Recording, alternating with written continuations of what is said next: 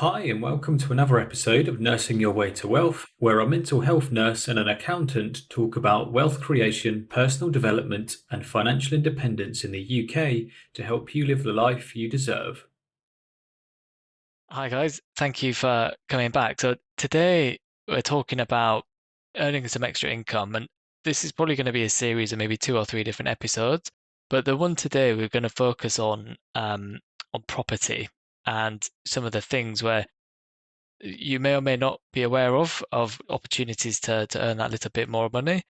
I think when it comes to so we'll talk, you know, we'll talk about some Airbnb that both of us have had some experience with lodgers, potentially renting out parking spaces, the more traditional like buy-to-let investment property, to even renting out some of your spare equipment on a cool website called Fat Llama.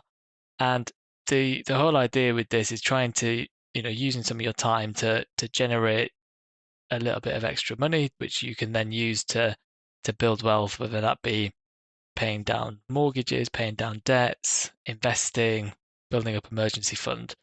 So hopefully there's going to be quite a lot to talk about and cover. But I think because we've both had some practical experience in these, we'll hopefully be able to provide a lot of insight into what it's actually like, um, over and above what you may read on blog posts and stuff.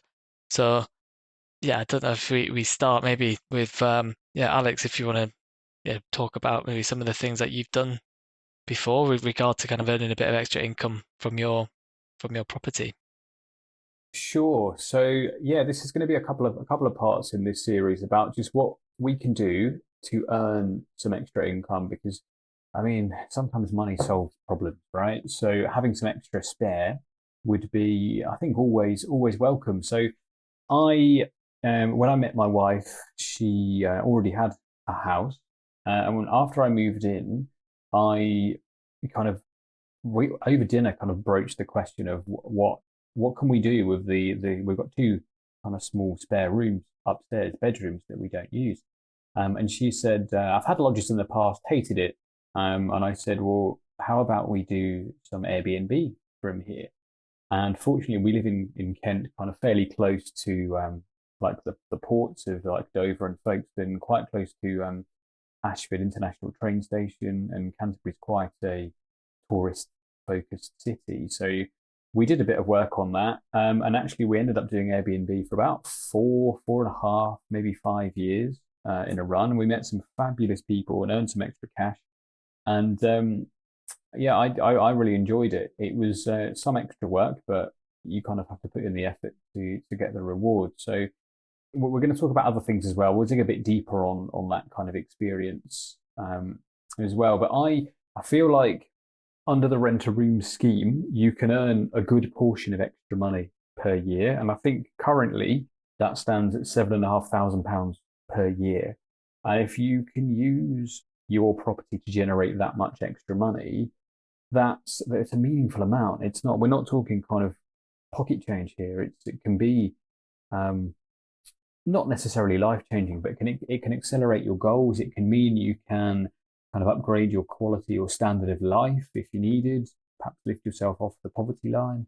So it can be something that it can work for you because you're doing it kind of on your own basis, your own terms. And I've found personally Airbnb to be like quite useful, quite helpful in terms of kind of setting the thing up. I had some help from them in with terms of the listing and stuff, and they were very good with it. Alex, have you said you've dabbled before in Airbnb in and around York? So do you have similar thoughts on it? Yeah, so I bought a flat in York, probably I'm just trying to think how many years ago now, like 7 or 8 years ago, and I bought it as a bit of a kind of a joint venture with my dad with a view to um renting it out through Airbnb being the purpose. And the so we kitted it out with so it was a two-bed flat, and we had so two bedrooms, one bathroom, and a large living room with kitchen, and then we put in a sofa bed in the kitchen so it could sleep six people. And it was like just right next to the train station, so super convenient. And yeah, we kitted it out with some beds and stuff from charity shops and bought some of the stuff secondhand. The um, Fortunately, my uncle actually was a graphic designer and arranged for somebody to come and take some really professional pictures. So put them on, use the Airbnb platform to logistically just setting up the listing was really helpful, really kind of pretty easy. And there's, yeah, as you said, there's a lot of help there from from them to make an impressive listing. And yeah, to be honest, it was such a good success. I mean, with the way that we had the arrangement is I would manage the kind of the admin, like so communicating with the various guests and tracking all the kind of the financial performance. And my mum and dad would do the cleaning. Reason being, I was down in London and they were up. They live about 20 minutes down the road from where the flat was, and they and then we would do a profit share at the end of the year as a 50-50 split of any profit.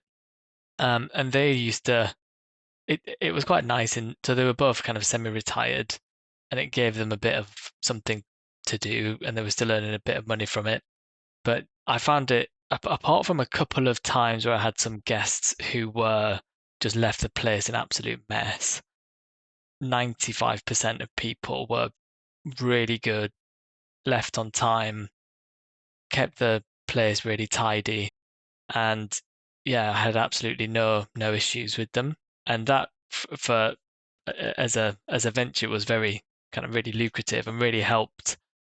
I got to the point where I was then looking to buy a property with my current partner, but I had to then sell the flat. But the fact I had ran it as an Airbnb made the sale a lot easier. So it did help having almost that bit of a history and a kind of proven because the guy that was buying it wanted it as an investment, and so that helped as well to kind of prove the case. So yeah, overall, it was a really good experience. I think if I had to do the cleaning and stuff myself, I think I might maybe a bit different. But my parents signed up and enjoyed doing that bit, so it worked well as a kind of partnership. But yeah, overall had a really positive experience with Airbnb, and yeah, I had it for I think just over 2 years, and it probably took me maybe 2 or 3 weeks to get the property set up and ready to go once I'd bought it, and then it was rented out for every weekend um, until I sold it. So it was really positive, and I think it's because Airbnb is such an amazing platform to advertise on, and it's so easy to change prices and change availability. It's really flexible. It allows you to yeah. For me, it was super easy to use, and one of the reasons it was a successful venture. But did you have any bad experience at all with your Airbnb tenants, or were you pretty stringent on the vetting to minimize that risk? No, I mean, we didn't really vet anyone. We had a huge range of people want to book and people stay, but I think off the top of my head, we probably had about 230, maybe 240 bookings, something like that. I used to keep track, but not any longer. We haven't been doing it for a while now. I can count the number of what I would call bad kind of guests or bad holiday makers on one hand. We had one person or one couple leave in the middle of the night and just vanished. No idea where they went. Didn't hear them leave. They just up and left. But everyone else has been, to be honest, really really good. Some people stay obviously 1 day, 2 days. Some people stay a lot longer. We had one lady say, "Can she stay 6 months and write a book?" We declined that one because I didn't want to live with somebody writing a book for 6 months. Um, we tended really to do maximum kind of 2, 3 weeks at a time. So we had some people do some local kind of optometry courses down the road from us. Some people studying at a local college or university just needed somewhere to stay. Graduations, massively popular for traveling families and watching their kids graduate in a cathedral. It's all different kind of reasons. And we had a lot of solo travelers come in from Europe, travel around England, stay kind of one Friday evening night with us, travel around the UK for the week, and then come and stay again the following weekend on their way back out of the country.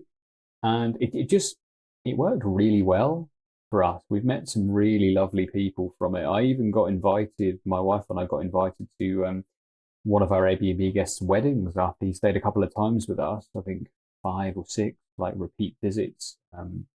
He was a cyclist, and then he invited us to his wedding in Amsterdam, which was lovely. And it's we just wouldn't have met any of these people without being a little bit brave.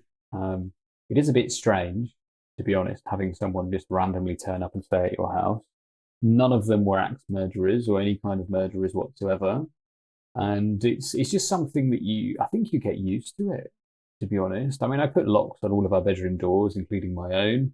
Um, Fitted them myself in kind of 2 hours or so, and a locksmith wanted £150 to do that, and I was like, "Well, I've got a chisel, I'll do it," and I did learn some skills in the process. But it's been something that I would probably do again, given if I had the energy and the time. And I feel like you have to take into account a couple of things. One, you kind of have to keep the place really clean. So if you're paying for cleaners, it obviously impacts the margins that you can make.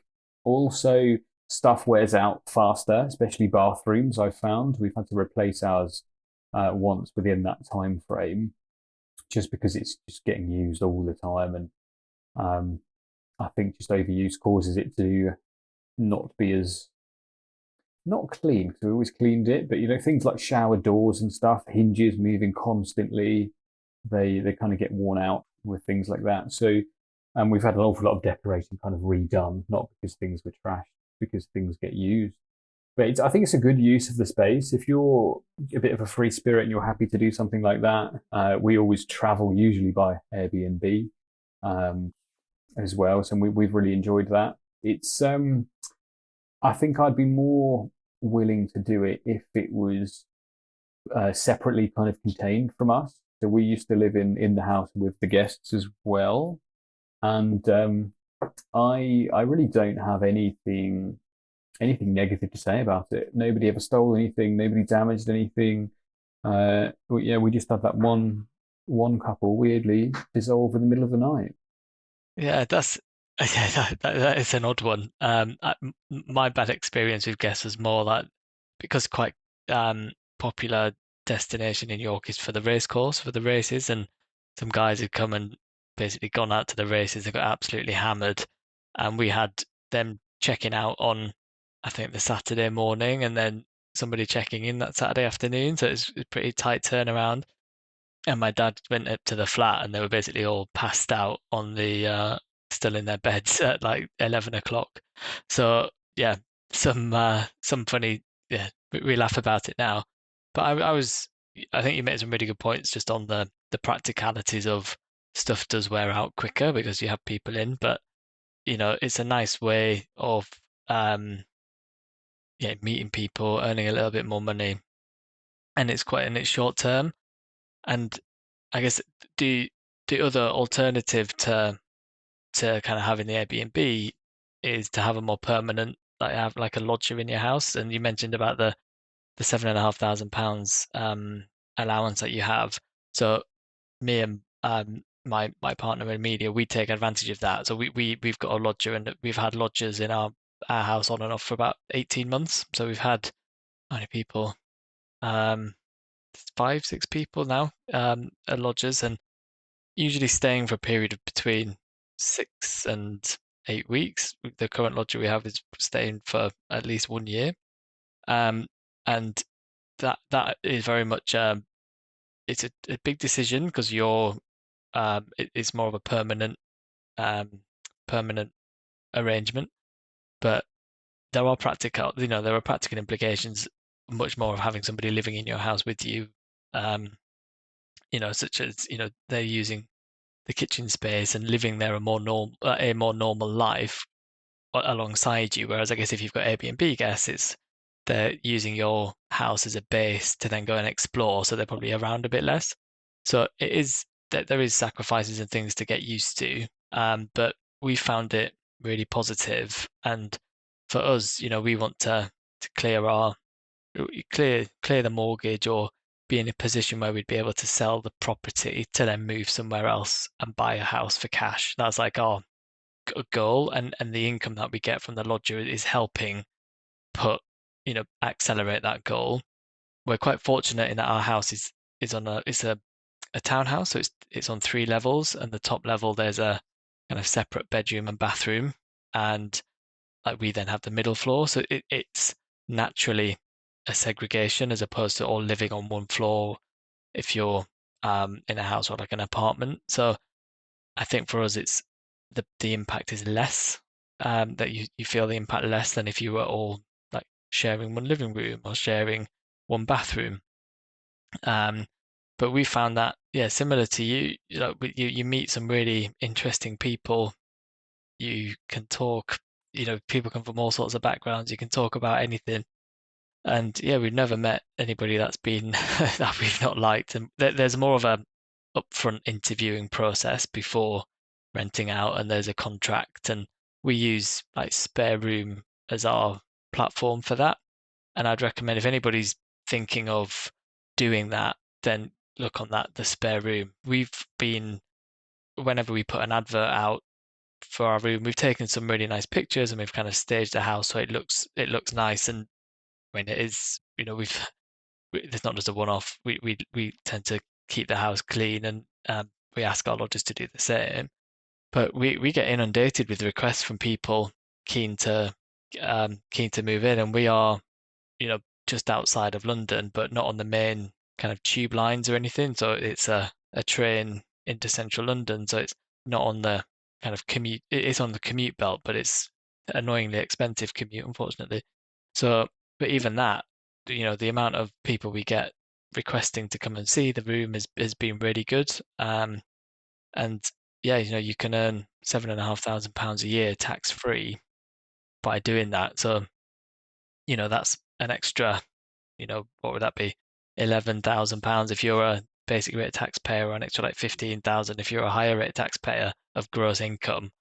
And once you kind of do the initial setup and get your advert out and get the person in, you then don't have any ongoing, you know, any work to maintain that. So it really detaches then the time from earning, a lot more so than Airbnb, which can be a bit more intensive, I guess, with the changeovers and a lot more of the cleaning and stuff.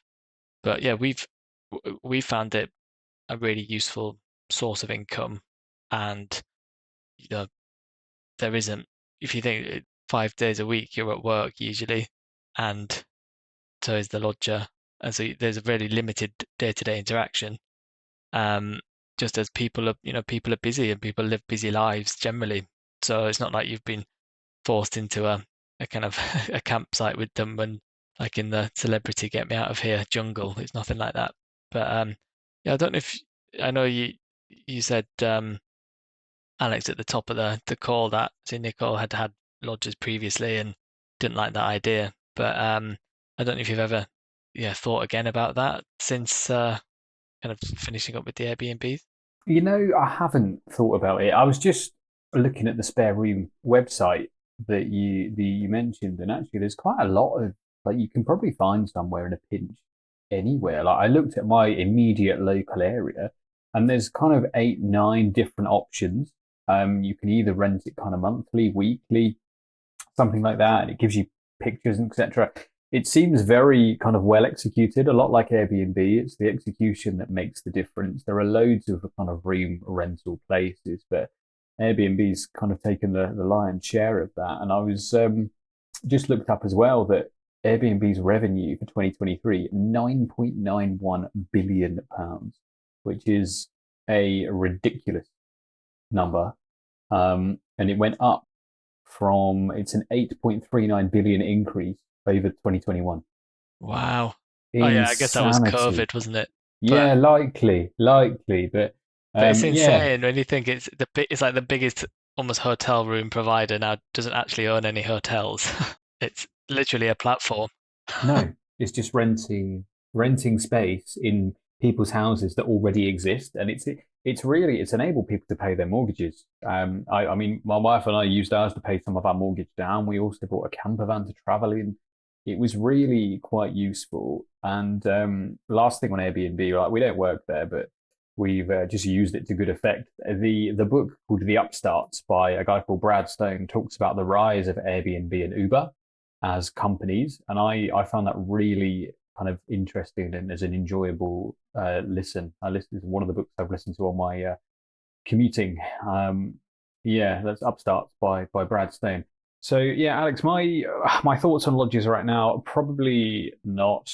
Only because I just sometimes I like my own space. I'm nearly 36, and I sometimes I don't know, I just want to sit in my living room, read a book, and not have to like be social. Or I find sometimes social situations really tiring, mentally, not necessarily physically, but just the amount of effort kind of I put in at work. When I come home, I just want to be, just exist.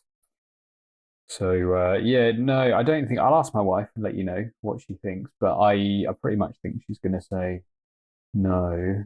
Um, I think based on her previous bad experience, but yeah, through Airbnb we had a good experience all round. We've met people from kind of all over the world. I mean, I was thinking about it while you were chatting a minute ago, and we've had people stay from most countries now, not every single one, but I wish we'd kept a chart of who stayed from where. And just some notable ones. We had I think a blackberry farmer and his grandson stayed from somewhere in the States. We had two traveling doctors stay from Australia who turned up without any luggage because the airplane lost it. Oh no. It just got delivered like 2 days later, and just got delivered to our house by a man in a taxi. And they spent 2 days here with like barely any essentials at all. I think I had to lend the guy a t-shirt at one point. It's yeah, and just had some really cool people come from really different places. One lady turned up with an easel and liters of olive oil. Turns out she was Greek, and a Greek artist, and her family run an olive pressing company or whatever. And you just really never know what you're going to get. And side note, some of the best olive oil I've ever had. It's yeah, really quite good, and I really enjoyed that aspect of it. And we always said that we saved a bit for our wedding as well. Like our wedding's mostly, no, probably half funded by Airbnb proceeds. And we always said instead of us traveling, we get the traveling people to come to us, and we just kind of listen to their stories and we chat and kind of sit in the garden. It's a nice day, etc. And some of them we're still friends with. So it's yeah, it's been a good kind of time period for that, and obviously earn some extra money in the meantime. That's a nice phrase that you bring the traveling to you. I think that's a lovely way of looking at it. Yeah, it's exactly what we did, and we've met some really wonderful people, and the bad experiences, I want to say less than three total in 240 bookings, something like that. Yeah, in terms of lodges, like obviously you have a chat with people, you see them before, because you've got to really get on to live in the same house, and you don't want to be moving in and out loads. They don't want to be moving in and out loads, so it's got to work for all of you. So I guess that's something a personal kind of decision. It's something you can do. In other news, we talked about perhaps renting a parking space if you live in a city or something. You've got a car parking space. I've seen those go for frankly insane amounts of money. We're talking upwards of 10, 15 pounds per day here just for using a space between 9 and 5. Um, I can't remember the website. I think it's literally called parkonmydrive.com or something. For that, I mean, I've used that to good effect when getting flights out of airports. So it can be a way of avoiding like hefty airport parking where they just chuck your car somewhere and you come back and it's scraped a bit and they deny all knowledge. You can perhaps use something like that. Yeah, that's we use. I think that's a really cool idea, renting out parking spaces. And we like going down to Brighton, and if anybody's ever been there, they know how yeah, Brighton council certainly know how to charge for car parks, let alone the PC, is it PCP? NCP. And so yeah, we use I think it might be, I'm sure it's just might be just Park. But yeah, it's similar, just somebody's driveway and you just turn up and there's a cone there and you just move the cone and park in your space for the day. and it's usually around half the price to, 2/3 of the price of what you would pay at a normal car park on the street. So, and if you flip it around, if you've got an empty car parking space, that is an unused asset that you can monetize. And apart from the initial upstart of taking a few pictures and writing some detailed instructions and advertising it, you then don't have to do anything. Like it's again that passive income where for a little bit of upfront time you've got something that can just keep paying you. And yeah, I think it's a really good idea. It's not something that I've done here. I mean, on a with a driveway kind of sitting here, I'm looking at it, but we could probably fit comfortably 3 cars on it, mine and my wife's, and we did have a camper van at one point, so we can fit 3 cars on it.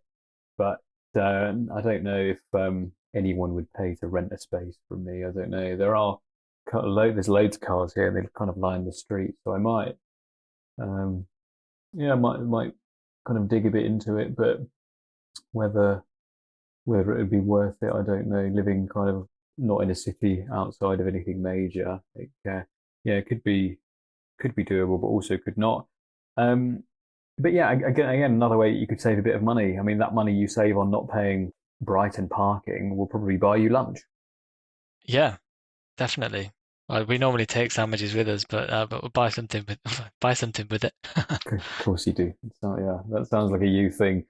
Um, yeah, I mean that's in terms of things you can do with your house. I've also heard of people renting storage spaces. Like the storage industry is actually ridiculous. It's people paying basically to store stuff that they don't keep in their house, and there's a little bit of anti-consumption, minimalism kind of blend here with that. I mean, I personally wouldn't be paying for storage whatsoever, but a friend of mine's recently moved house and he had some moving kind of issues, so he had to store some of his stuff. I think he paid for 6 or 7 weeks, something like that. And we're talking sofas, suitcase, clothing, crockery, like basic stuff that you have in your house. And it's cost him an eye-watering amount for that kind of 6 or 7 weeks. So like a good couple of £100, enough to make you wince, but not quite enough to make you not do it and to sell all your stuff and have the effort of rebuying things. It's yeah, so I've heard of that, of people kind of renting storage spaces in lofts, in like if you've got a garage you don't use, rent that to someone with a car, or rent it to someone as a workshop perhaps, or use it yourself if you like, if you need.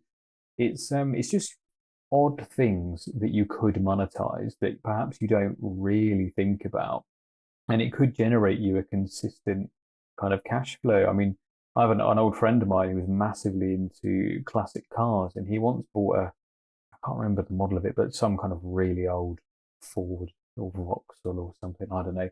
And he stored it in this guy's garage in the town because he didn't have space to store it. And I think he paid something like I think £20 a week, something like that, just to store it and have the key to the garage and go and tinker whenever he liked. And he found it valuable because it's out of the rain, it had electricity, no water, but he can work on the car in a relatively clean, dry, warm space, and he doesn't have to do driveway stuff, mechanics in the rain or something. So, yeah, do have a look at it. It could make you some extra cash that you've not had to kind of actively work for, some passive income. Alex, is there anything else you can think of, housing wise? Yeah, I mean, I think it's but yeah, I think just to the point of it, it's almost anything that if you start to look at the kind of property as an objective thing, and it's like, what space have I got unutilized, or what things have I got which I'm not using, which could potentially be monetized. I think that's if you almost start looking at things very differently. And yeah, I think if you've, just, I guess the big one with houses is looking at, the buy to let investment property. But I think just before that, we could I think just talk about that the Fat Llama website, and where if you've got, could be like lawn mowers or old camera equipment or Power tools, exercise bikes, power tools, anything. you can Anything that would cost a bit to buy up front, you can probably rent it on this Fat Llama website. So again, Alex and I've got no affiliation with them whatsoever. It's just a cool name and it does some funky stuff. Yeah. So yeah, you can rent anything. I mean, I've got some garden machines that I could possibly rent there. I'd be a bit worried about people not looking after it as well as I would. I'm from the kind of batch where if you borrow something, I don't know, you fill it with fuel, you clean it up, you give it back better than when you found it. And I wonder how they deal with that, but it could be a way of, I don't know, making extra money. I mean, you could probably find anything you needed on there within reason if you're prepared to kind of pay for it. I mean, I did look once for on a stag do. I had this idea of taking an outdoor pizza oven, and I found like about six within like a real short drive of where we were going to be staying. In the end, I didn't do it. I just took I was best man that time, and I took the groom and the pals to just a pizza place, an Italian pizza place, and that was really good. I think that it could get you out of a pinch in terms of borrowing something from another person rather than like a hire company or something like that. And the thing I like about stuff like that and Airbnb and spare room and stuff is it's money that's going between people. It doesn't go to a huge corporation that's got, I mean, in Airbnb's case, 9 billion quid per year or something like that. It's just say you're borrowing something for a weekend for £40, say, I don't know, a lawnmower or whatever. It's just money that goes from like me to someone else or someone else to me, and there's not this massive corporation that's kind of sucking up profits. And yeah, it's I like the idea of that better than renting it from a huge hiring company and having to go through all that contractual stuff and the potential of getting billed if it's got a tiny mark on it or something like that. So yeah, it could be another thing in terms of it. I mean, I don't know. Do you have anything, Alex, you think you could rent on that might be valuable to someone else? I am racking my brains as we talk. I need to go through the garage. Got a fair amount of camping equipment, which we could. I don't know if people rent tents and stuff, or if I'd want anybody renting my tent for that matter. But yeah, I'm really I'd gonna have a I'd be yeah. questioning that. Um, so yeah, I'm definitely gonna have a good think about that and see what there's potentially there to rent out. Yeah, I mean, I'm looking at it right now, so sorry if you can hear me typing or mouse clicks. You can rent um so complete camping setup, 8 berth tent and associated stuff. This is in Haringey in London, £40 to £60 per day. Wow. Okay. Hmm. I mean, full disclosure, there is another tent next to it that's a dome thing. Looks like you maybe fit two of you and maybe a small hamster. £8 a day. So it depends on what you've got. Yeah. I think the more expensive it is, the more you can rent it. More you can rent it for. And I think I like the idea because it's a bit anti like buying loads of extra stuff. Like hmm if you think about, I don't know, all the people that live on the street that I live on, they've got a little bit of a garden. Probably, I want to say 80% of them own a lawnmower of some sort. And actually, you could probably get away with one lawnmower for every 5 houses or something. But no, everyone's got one, an individual one in a shed, whether it's electric, petrol, robot, whatever. And it just seems because we don't seem to be good at borrowing and lending, looking after other stuff like communal things, that we end up buying like overbuying stuff, and it just contributes negatively to our own finances and also the planet. So I've always liked the idea of running like a small, not not like a hiring shop, but like a swap shop of things, like having a kit of stuff, and if you need it, you borrow it, but it'll be on a free basis. But if you break it, you buy it, kind of thing, and that you'd have an agreement with that. And I think it's nice in principle, but it's probably a lot of effort to kind of put together and run. So maybe it's a retirement thing for me. I don't know.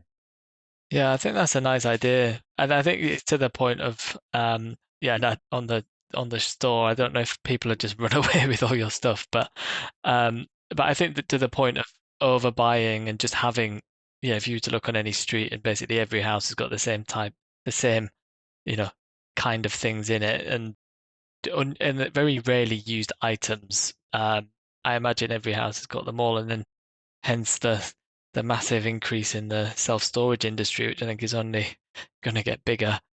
Definitely. I mean, for example, I use my lawnmower for maybe half an hour every week during the summer. in winter it just sits in my shed. It doesn't do anything. And it's if you think about the items you own and how often you actually use them, like that we talked about it with the car episode. Like my car sits dormant most of the time. It gets me to and from work. And when I come here and I park at what, I don't know, 6, half 6, something like that, it sits again until 8 the next morning or 7 the next morning. It spends most of its time in one position, um, and very doesn't get used, I don't think, enough considering its value. I mean, there are places you can rent cars, right? There's that website called Truro or something where you can rent a car for a bit, and it's mostly full of clapped out Toyota Yaris's because they're bulletproof. But you could rent it to someone else, just assuming that they would look after it. Yeah, that's really good point. Yeah. So, did you want to cover buy to lets in this one, or do you want to do a separate one? I think probably do a separate one on that because I think it's often we can maybe couple it with maybe some of the other different ways to earn some extra income. But I think with buy to let is there's a fair amount of complexity in that, which I don't think is often conveyed or understood by people who assume, I'm just going to buy an investment property and then that's going to I'll be able to retire early on it. It's so I think it's worth. It would just sit pretty, churn out loads of money. No one will cause me any hassle, and it'll go up tenfold in the time I own it.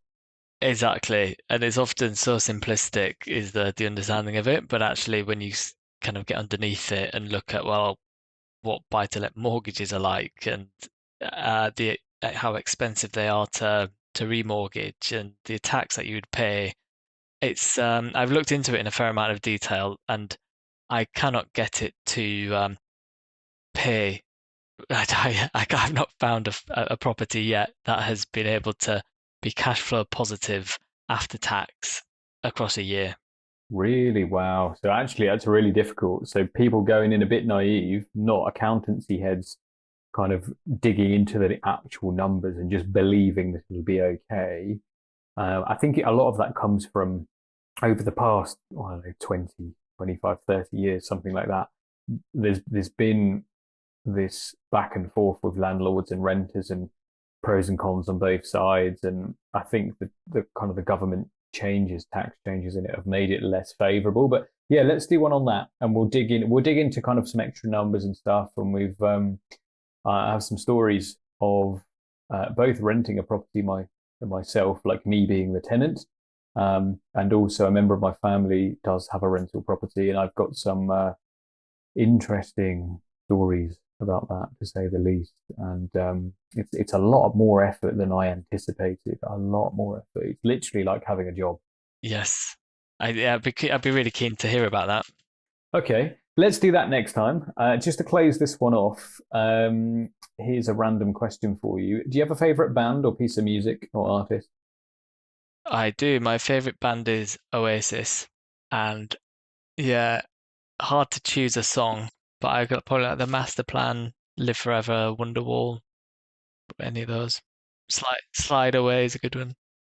Yeah, the only reason I ask, someone asked me at work today, and I was like, oh, I have no idea. It depends what phase of life I'm in, I guess. I mean, am I a kid? Am I an angsty teenager? Am I 35? Who knows? Yeah, okay, that's it. Anything else you want to mention, or are we good? No, I think that's been a good episode with, and hopefully some practical tips and some real life insight on what it's like to do some of these extra, but earning a bit more money using existing property. Yeah, definitely. So only one other thing from me. I should have mentioned it earlier, but the website Fiverr is actually fantastic for stuff like this. And there's also something called Upwork. So you could also make extra money through both of those. And then Upwork is actually how Alex and I found our editing chap, Caspian. So hi, Caspian. Thanks for all your hard work, buddy. Much appreciated. If you've got skills in that area or any area, tap it in and just see if there's a market for it. You could do a couple of hours a week and and net yourself some extra cash. So I don't know why I didn't think of those in the beginning. They're on my bookmark of my web browser, and I've been looking at them the whole time. And I've only just kind of twigged that actually that's what we're talking about. So those are Fiverr and Upwork. So Yeah, if you've got a kind of a niche skill set or something that you can do digitally from home, or there's all sorts of stuff on there. So especially if you're good at kind of music or whatever, compose a bit for someone. It's really, really wide ranging, and you'll be surprised what you can be paid for. There's another finance podcaster that I know, a guy called Josh. He runs the Art of Money Saving and Communication podcast. He is an opera singer, and he will sing Happy Birthday in an opera level voice for like a small fee for like a person as an individual like birthday gift, which I think is the weirdest, most creative, wonderful thing on Fiverr, That is really cool. I in my like that. opinion. Yeah, what a crazy thing. Like he's used to kind of filling out theaters and halls and stuff, and yet you can buy his voice for a song, and he'll record it for you, add some piano, and send it over. So it's yeah, again, it's just a unique way of using a talent, a skill that not everyone has, and that people will pay for, and it's surprisingly popular. Yeah, how niche as well. That's brilliant. Good for him. Yeah, and last time I spoke to him, he said he does at least one a week. So yeah, props to him and his opera level singing voice. Okay, if any of you listening have got any other weird and wonderful ideas of how you make some extra income, so long as it's legal, email us and we can kind of discuss them in a future episode. Or if you want to come on and chat to Alex and I about some extra stuff you've done to earn money, again, during it's legal, we can of course do that as well. So we're welcome to have kind of a third person come in and chat to us, and we'll handle all of that kind of side of it. We just lend your voice and your time and a bit of your brains. That would be yeah, that would be nice. Okay, thank you for listening. Much appreciated. I think we've spoken enough. Enjoy whatever you're doing for the evening or weekend or wherever you are listening to this. Know that both Alex and I really appreciate the time you kind of carve out. And we'd appreciate you emailing us to let us know feedback, good, bad, in between, mediocre, or what's that Swedish word, lagom, that you use that means moderate? Yeah, if you think this is moderate, email us and let us know. Yeah, here, here.